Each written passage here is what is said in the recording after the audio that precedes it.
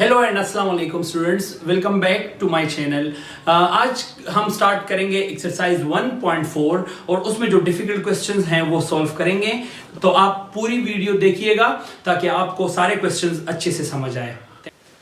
Students, आज का जो हमारा टॉपिक है वो है सुटेबल मैट्रिसेस फॉर मल्टीप्लिकेशन, कि कौन से मैट्रिसेस को हम आपस में मल्टीप्लाई कर सकते हैं, कौन से मल्टीप्लिकेशन के लिए सुटेबल है, मींस कौन से मैट्रिसेस ऐसे हैं जिसमें को हम आपस में मल्टीप्लाई कर सकते हैं और कौन से मैट्रिसेस ऐसे हैं जिसको हम मल्टीप्लाई नहीं कर सकते। तो इसके लिए एक सिंपल रूल है, वो ये है कि आप देखें यहां पर इस साइन का मतलब है number of columns of matrix A, number of columns of matrix A equal to number of rows of matrix B.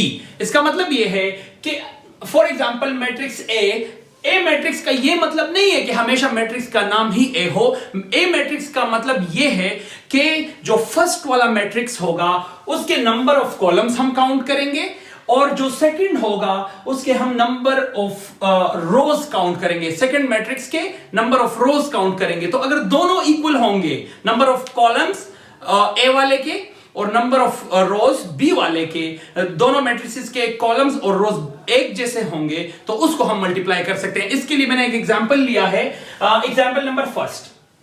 आप मैट्रिक्स ए को देख ले, यहां पर इसमें कितने हमने क्या काउंट करना है, कॉलम्स। तो कॉलम्स अगर आप देखेंगे यहां पर तो हमारे पास है column number first and column number second, C1 and C2। यहां पर हमारे पास दो कॉलम्स हैं। अब मैट्रिक्स बी में हमने क्या देखना है, नंबर ऑफ रोज देखने हैं, नंबर ऑफ रोज। तो देखिए जरा, row number first R1 and this is row number 2। हमारे पास दो रो बराबर है तो हम ये कह सकते हैं कि ए and matrix A and matrix B are suitable for multiplication। अच्छा, एक सेकंड एग्जांपल है, उसको भी हम देख लेते हैं। सेकंड एग्जांपल, इसमें नंबर ऑफ कॉलम्स कितने हैं, 1 2। इसमें कितने रो, 1 एंड 2, दो रोज। तो दो कॉलम्स बराबर है दो रोज के, तो इसको हम मल्टीप्लाई कर सकते हैं। मैंने आपको कहा स्टूडेंट्स के जरूरी नहीं है कि मैट्रिक्स के नाम ए एंड बी ही होंगे, फर्स्ट और सेकंड। यहां मैट्रिक्स ए का मतलब है कि फर्स्ट मैट्रिक्स एंड बी का मतलब है सेकंड मैट्रिक्स। इसके नाम मैं कुछ भी रख सकता हूं, सी, और इसका नाम रख सकता हूं मैट्रिक्स डी। अच्छा, अब हमें कैसे पता चलेगा कि कौन सा मैट्रिक्स फर्स्ट है और कौन सा सेकंड है। फॉर एग्जांपल हमारे पास दो मैट्रिक्स हैं सी एंड डी, इन दोनों की हमें मल्टीप्लिकेशन करनी है और हमारे पास ये रूल है, हमें पता है। अगर हमसे ये मांगा गया है कि C मल्टीप्लाई D फाइंड करें, क्या मांगा गया है, अगर हमसे ये मांगा गया है कि C मल्टीप्लाई D फाइंड करें, तो इसमें जो C होगा वो हमेशा हमारा फर्स्ट मैट्रिक्स होगा and D will be our second matrix. तो C मैट्रिक्स के हम नंबर ऑफ कॉलम्स देखेंगे एंड D मैट्रिक्स के हम नंबर ऑफ रोज देखेंगे। तो अगर C मैट्रिक्स के number of columns and D matrix के नंबर ऑफ रोज इक्वल होंगे तो हम फिर ऐसे मैट्रिक्स को आपस में मल्टीप्लाई कर सकते हैं। नाउ स्टूडेंट्स, हम क्वेश्चन नंबर 2 सॉल्व करेंगे और जो रूल हमने प्रोडक्ट रूल पढ़ा मैट्रिसेस का, उसको हम यहां पर अप्लाई करेंगे। हमसे क्वेश्चन नंबर 2 में क्या मांगा गया है, क्वेश्चन नंबर 2 ये गिवन है, A -1 2 0 and 4 and B 3 and 2। अच्छा, हमसे क्वेश्चन क्या किया गया है, is it possible to find A B. It means कि हम ये पॉसिबल है, ये पूछ रहे हैं कि इज इट पॉसिबल, ये पॉसिबल है कि हम ए मल्टीप्लाई बी, मतलब मैट्रिक्स ए को बी से मल्टीप्लाई करें। तो रूल हमने पढ़ लिया है, हमने क्या करना है, we have to find the number of columns of matrix A. तो यहां पर कितने नंबर्स हैं, column number 1 first column and column number 2। तो number of columns of matrix A जो है हमारे पास, नंबर ऑफ सी कॉलम्स हैं ए के 2। अच्छा, अब बी के हमने रोज देखने हैं, तो रो नंबर फर्स्ट R1 लिखा है मैंने, रो नंबर 2 R2 लिखा है मैंने, एंड नंबर ऑफ रोज जो है बी के वो है 2।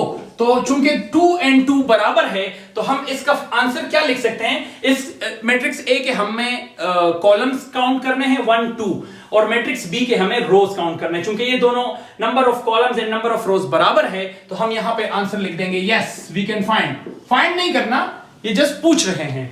सेकंड क्या है, is it possible to find B ए।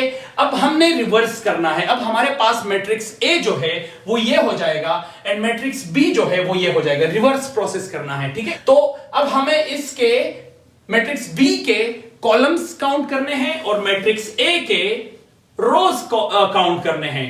तो मैट्रिक्स बी के कॉलम्स कितने हैं, 1, एक ही कॉलम है इसमें कोई दूसरा कॉलम नहीं है, 1 कॉलम। अब हम रिवर्स कर रहे हैं इस प्रोसेस को, तो चूंकि ये हमारे पास 1 है एंड अब इसके हमें रोज देखने हैं 1 and 2, यहां पर कॉलम 1 है, यहां पर रोज है 2। तो चूंकि मैट्रिक्स ए के जो यहां इस केस में हमारे पास मैट्रिक्स ए बी है, मैट्रिक्स ए के कॉलम्स बराबर नहीं है मैट्रिक्स बी के रोज के, तो हम कह सकते हैं no we can not find B ए।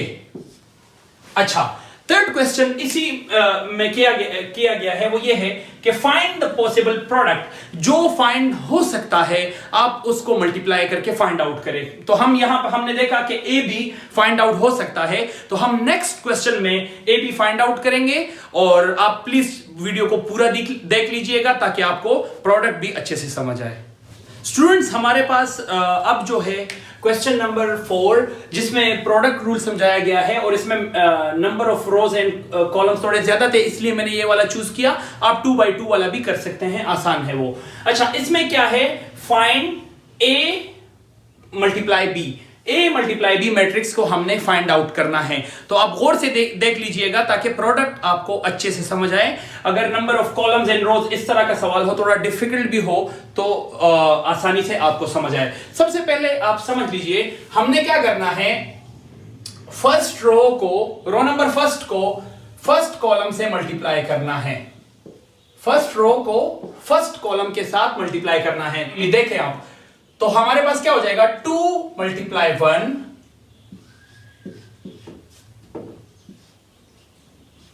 ठीक है।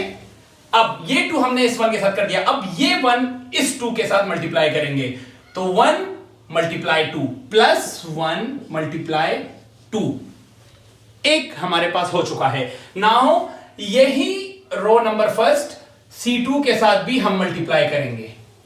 देखें आप, 2 × 0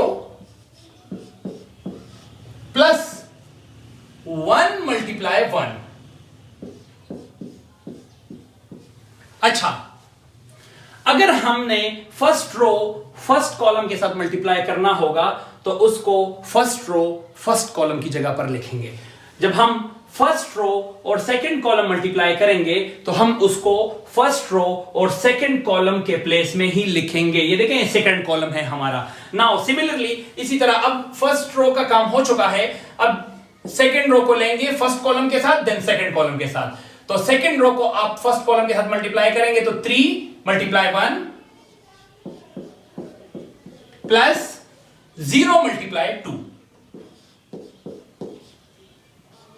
आपने देखा, हमने सेकंड रो फर्स्ट कॉलम के साथ मल्टीप्लाई किया, तो आप देखें सेकंड रो और फर्स्ट कॉलम की जगह पर हमने इसकी वैल्यू लिख दी है। Now second row and second column, तो second row second column 3 × 0 plus 0 × 1, ठीक है। अच्छा, similarly third row first column, third row first column के प्लेस में लिखेंगे, -1 × 1 एंड प्लस 4 × 2। अच्छा, अब थर्ड रो सेकंड कॉलम, तो आप इसी को देख लें, ये हमारे पास थर्ड रो है और ये सेकंड कॉलम है, तो इस प्लेस में हमारे पास वो वैल्यू आएगी। तो -1 × 0 and 4 × 1 plus 4 × 1।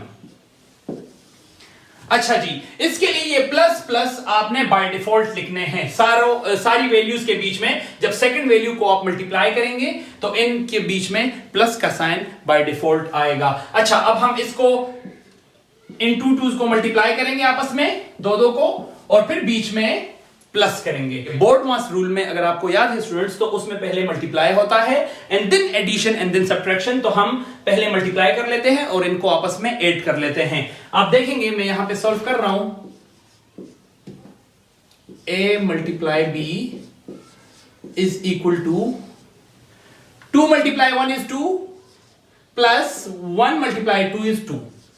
Similarly, 2 multiply 0 is 0. Anything multiply by 0 is equal to 0. कोई भी नंबर, कोई भी अल्फाबेट, कोई भी डिजिट अगर हम 0 से मल्टीप्लाई करेंगे तो वो 0 ही हमें आंसर देगा, 0 ही उससे आंसर आएगा। तो 2 multiply 0 is 0 and plus 1 multiply 1 is 1. Similarly, 3 multiply 1 is 3 and 0 multiply 2 is 0. 3 multiply 0 is 0. 0 multiply 1 is 0. अच्छा, -1 मल्टीप्लाई 1 इज -1। इससे -1 कैसे आता है, इसके लिए आप एक्सरसाइज 1.3 की वीडियो प्लीज देख लीजिए कि प्लस इंटू माइनस से क्या आता है, तो आपको अच्छे से समझ आएगा। Plus 4 multiply 2 is 8। Now -1 multiply 0, तो इससे हमें 0 ही आएगा। Anything multiply by 0 is equal to 0। Plus 4 multiply 1 is 4। अब हम इनको आपस में ऐड कर लेते हैं। तो आप देखें 2 plus 2 is 4, 0 plus 1 is 1, 3 plus 0 is 3, 0 plus 0 is 0, -1 plus 8, -1 plus 8, तो इसको हम ऐसे रिवर्स पढ़ते हैं 8 minus 1।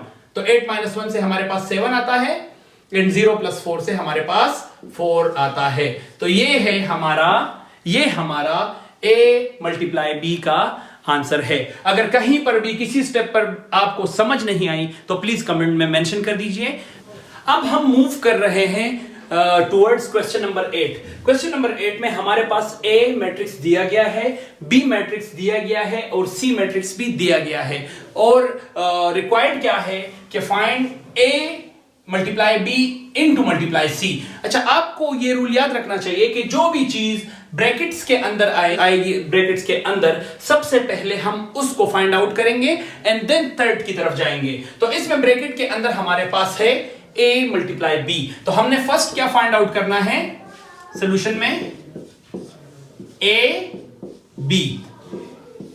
तो a b के लिए आप सिंपली a b को मल्टीप्लाई कर दीजिए, first row into first column. तो -1 मल्टीप्लाई 1, फर्स्ट रो और फर्स्ट कॉलम की जगह मैंने लिख दिया है। अच्छा, अब सेकंड रो, अब first row and second column. तो first row and second column, तो उसी जगह पर मैंने वो वैल्यू लिख दी है। अच्छा, अब second row into first column. तो second row first column, -1 multiply 1, sorry 1 multiply 1। अच्छा, अब second row into second column, 1 multiply -2। ठीक है जी, first row into first column, then first row into second column, first row second row into first column multiply 1 multiply 1 and second row into second column, यहां पर value लिख दी जाएगी। अब इसको आप प्लीज मल्टीप्लाई करके प्लस कर दीजिए जैसे मैंने आपको बताया था एंड आंसर फिर मेरी वैल्यूज के साथ मैच कर दीजिए कि आपका और मेरा आंसर एक जैसा आता है कि नहीं। अगर कोई मिस्टेक है तो आप कैलकुलेशन दोबारा कर लीजिए। जी स्टूडेंट्स, तो मैंने मल्टीप्लाई कर दिया है और ए बी के मल्टीप्लीकेशन के बाद मेरा आंसर है ये। अच्छा, अब हमने नेक्स्ट क्या फाइंड आउट करना है, ए बी का आंसर आ चुका है हमारे पास, अब हमने इसको मल्टीप्लाई करना है विद सी। तो आप यहां देखिए मैंने ए बी मल्टीप्लाई सी लिखा है और ए बी मैट्रिक्स की जो वैल्यू हमारे पास आ चुकी है मैंने वो लिखी है एंड मल्टीप्लाई बाय मैट्रिक्स सी। तो सी के साथ इसकी मल्टीप्लिकेशन भी लिख दी है। आप प्लीज इन दोनों को सिमिलर तरीके से मल्टीप्लाई कर दीजिए और आंसर फिर मेरी वैल्यूज के साथ मैच कर दीजिए कि आपका आंसर मेरे आंसर की तरह है या आपने कोई मिस्टेक की है। तो स्टूडेंट्स, मैंने ए मल्टीप्लाई बी का जो आंसर था और जो हमारे पास सी मैट्रिक्स था, इनको आपस में मल्टीप्लाई कर दिया है और इसका आंसर है हमारे पास ये -5 3 1 5। आप मल्टीप्लाई प्रोडक्ट के तरीके साथ इसको मल्टीप्लाई कर दीजिए और प्लीज कमेंट्स में बताइए कि आपका आंसर ये आता है कि नहीं। Thank you students. अब हम क्वेश्चन नंबर 11 की तरफ मूव करते हैं। क्वेश्चन नंबर 11 में हमारे पास सी और डी मैट्रिक्स दिए गए हैं और हमसे रिक्वायर्ड क्या है कि find C plus D transpose is equal to C transpose plus D transpose. तो अगर आपने हमारी 1.1 एक्सरसाइज 1.1 की वीडियो नहीं देखी तो आप प्लीज वो प्लेलिस्ट में देख लीजिए, उसमें ट्रांसपोज के बारे में डिटेल इंफॉर्मेशन मौजूद है। तो आप सी प्लस डी को प्लस कर दीजिए करस्पॉन्डिंगली एंड देन मैं यहां पे वैल्यूज डायरेक्ट लिख देता हूं, फिर मेरी वैल्यूज के साथ आप अपना आंसर कंपेयर कर दीजिए। तो आपके पास ये वैल्यू आएगी 8 -2 4 एंड 1। अच्छा, इसके बाद हमने क्या करना है, C प्लस डी का ट्रांसपोज लेना है। C प्लस डी हमने प्लस कर दिया है, अब हमने इसका ट्रांसपोज लेना है। तो ट्रांसपोज के लिए अगर आपने हमारी एक्सरसाइज 1.1 की वीडियो नहीं देखी तो प्लीज आप उसको देख लीजिए, उसमें डिटेल है ट्रांसपोज के बारे में। अच्छा जी, तो C प्लस डी का अब हमने ट्रांसपोज लेना है। तो सिंपली ट्रांसपोज के लिए आप रोज को कॉलम्स में कन्वर्ट कर दे। मींस रो नंबर फर्स्ट जो है होगा वो हमारा बन जाएगा column number first. Row number first क्या है 8 -2, कॉलम नंबर फर्स्ट हमारा बन चुका है रो नंबर फर्स्ट 8 -2। हम C प्लस डी का ट्रांसपोज ले रहे हैं तो 8 -2। अब रो नंबर जो सेकंड होगा 4 और एंड 1, ये हमारा बन जाएगा 4 एंड 1 जो कि है कॉलम नंबर 2। हमने लेफ्ट हैंड साइड फाइंड कर दिया है C प्लस डी ट्रांसपोज। अब हम फाइंड करेंगे राइट हैंड साइड। अच्छा जी, अब यहां पे हम मूव करते हैं तो C transpose plus D transpose है राइट हैंड साइड पे। तो सबसे पहले हमने क्या करना है, C का ट्रांसपोज लेना है। तो C मैट्रिक्स आपके पास गिवन है 7 -3 2 -1। तो इसका मैंने ट्रांसपोज ले लिया है एज इट इज, रोज को कॉलम्स में कन्वर्ट कर दिया। तो ये हमारे पास बन जाएगा 7 -3 2 -1। इसी तरह मैंने D भी ट्रांसपोज ले लिया है तो 1 एंड 1 2 एंड 2। ठीक है जी, दोनों का ट्रांसपोज ले लिया है। अब दोनों को हमने प्लस करना है, C transpose plus D transpose. तो करिस्पॉन्डिंगली आप इसको प्लस कर दें। अगर आपको इसी तरह समेशन नहीं आता तो एक्सरसाइज 1.1 की वीडियो डिटेल में इसके बारे में मौजूद है, आप लाजमी देख लीजिए। तो करिस्पॉन्डिंगली मैंने इसको प्लस कर दिया 7 1 2 2 -3 1 एंड -1 एंड 2, जिससे हमारे पास ये वैल्यू आ चुकी है। अब हमने क्या देखना है, अब हमने देखना है कि हमारे पास राइट हैंड साइड और लेफ्ट हैंड साइड बराबर है कि नहीं। तो हमारा लेफ्ट हैंड साइड था C plus D transpose 8 4 -2 and 1 and हमारा राइट हैंड साइड है 8 4 -2 एंड 1। तो हमारा लेफ्ट हैंड साइड इक्वल है राइट हैंड साइड के। तो हमारा आंसर प्रूव हो चुका है। Thank you. अब हमारे पास है the last question of this exercise is question number 12, जिसमें हमारे पास मैट्रिसेस गिवन है A एंड B। हमें फाइंड आउट क्या करना है, A multiply B transpose whole transpose है, यहां पर B transpose into A transpose. अब कैसे होगा, आप पहले लेफ्ट हैंड साइड लेंगे, A मल्टीप्लाई B को फाइंड करेंगे, ठीक है, उससे जो भी वैल्यू आ जाए, मल्टीप्लाई इससे पहले हमने कर लिया है तो आप वीडियो को थोड़ा रिवाइंड करके थोड़ा दोबारा देख लीजिए अगर किसी को कोई प्रॉब्लम हो रही है। तो A मल्टीप्लाई B हम फाइंड करेंगे एंड देन इससे जो भी वैल्यू आएगी उसका ट्रांसपोज लेंगे। मत सिंपली इससे जो भी आंसर आएगा उसके रोज को कन्वर्ट कर देंगे कॉलम्स में। अच्छा, अब यहां पर है हमारे पास, हम यहां मूव करते हैं तो हमारे पास राइट हैंड साइड है B transpose into A transpose.